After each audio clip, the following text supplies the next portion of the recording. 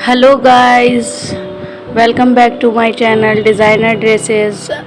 आज मैं आपके लिए लाई हूँ जिस पार्ट की मैंने कटिंग की थी उसका सेकंड पार्ट। आज मैं इसकी सिलाई करके आपको बताऊंगी।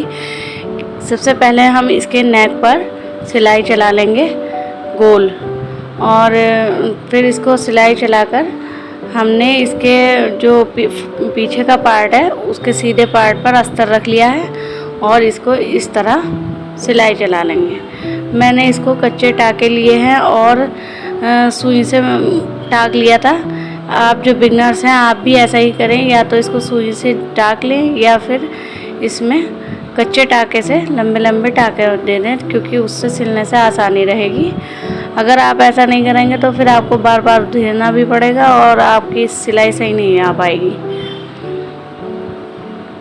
तो इस तरह मैंने ये कर लिया है और इसको गला से काट कर मैंने सीधा कर दिया है। ये यहाँ पर इसमें बटन लग जाएगा, यहाँ मैं बटन या हुक लगा दूँगी इसमें।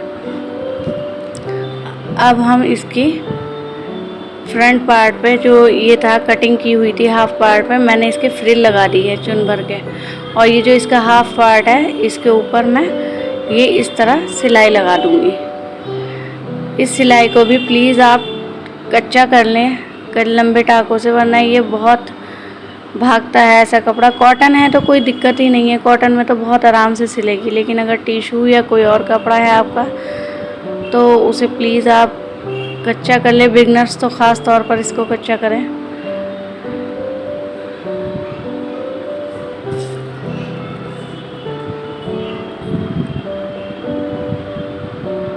आप मेरी वीडियो आपको पसंद आई हो तो लाइक करें, शेयर करें, सब्सक्राइब करें। अब हम इसकी कंढेलियाँ सी लेंगे, और कंढेलियाँ सीना हम ऐसे ही सिएंगे जैसे हम उसकी सीते हैं कमीज़ की, चोर सिलाई से अंदर की साइड करके, क्योंकि इसका उससे लुक अच्छा आता है, कंढेलियों में धागे नहीं दिखते। तो आप इस तरह इसको सी लें और इसको फिर सीधा करके ये हो गई हमारी पेटी। देखिए कितनी फिनिशिंग से इसकी पेटी आई है। अब हम इसके स्टेप तैयार करेंगे। मैं आपको इसके स्टेप बताना भूल गई थी। इसमें 18 इंच के लंबे और 4 इंच चौड़े मैंने 2 स्टेप काट लिए हैं और वो फिटिंग के लिए साइड में सी लिए हैं। अब ये 1 इंच छोड़ के पेटी में नीचे से 1 इंच छोड़ के हम यहाँ मार्क लगा लेंगे, ताकि हम स्टेप के लिए आसानी से लगा सकें और वो ऊपर नीचे ना हो।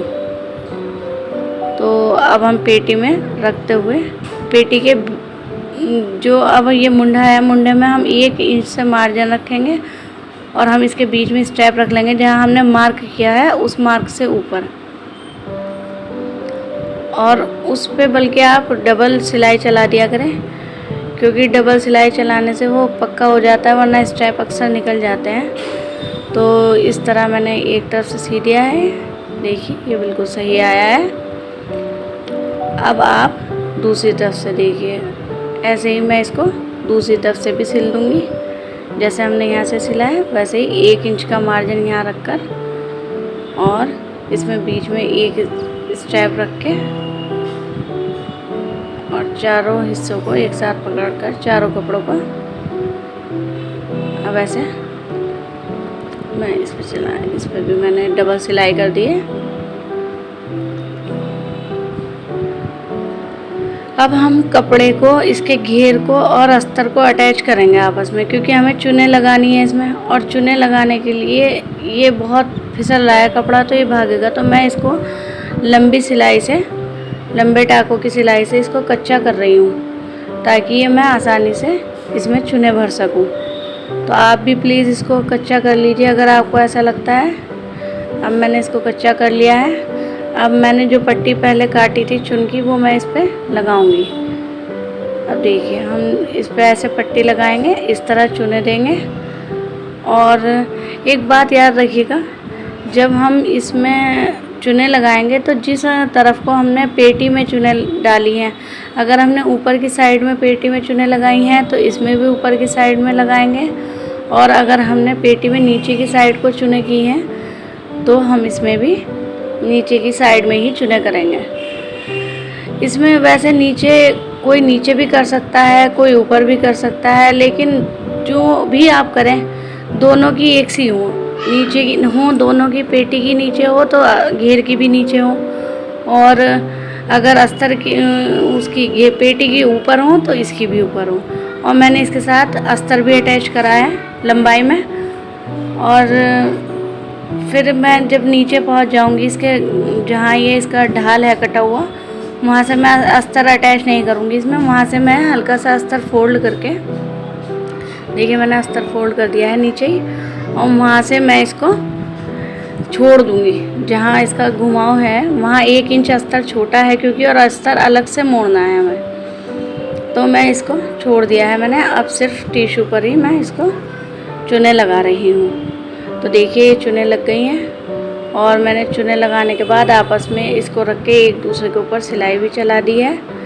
और अब हम लगाएंगे इसके आस्तीन। आस्तीन मैंने आपको बताया था मेरी बेटी फुल आस्तीन नहीं पहन पाती है गर्मी में, तो मैंने इसकी हाफ अम्ब्रेला आस्तीन की है।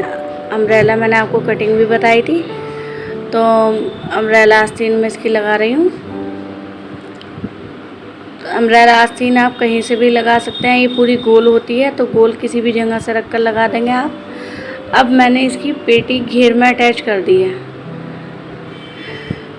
चुन भर कर।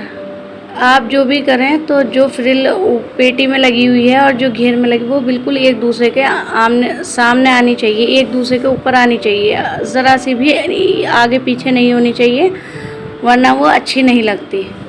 तो आप बस इस बात का ध्यान रखिएगा। बाकी सिंपल तरीके से ही चुने लगेंगे इसमें। और अब देखिए फ़्रॉक तैयार हो गई है। फ़्रॉक बहुत ही प्यारी लग रही है सिल के। और मैं आपको एक बात बताना भूल गई थी, मैंने कंधे पर एक स्ट्रैप लगाया है इसके, जिसकी मैंने आपको कटिंग भी बताई थी, तो वो सिलकर हमने कंधे पर जोड़ दिया है स्ट्रैप, और उसको वहाँ एक फ्लावर की तरह गिट्ठा बांध दी है, तो वो कंधे पर इसके फ्लावर भी लगा हुआ है, जो मैंने आपको कटिंग में एक वो बताया था उसका, लेकिन मैं इसमें आपको दिखाना भूल गई हूँ। Thank you guys.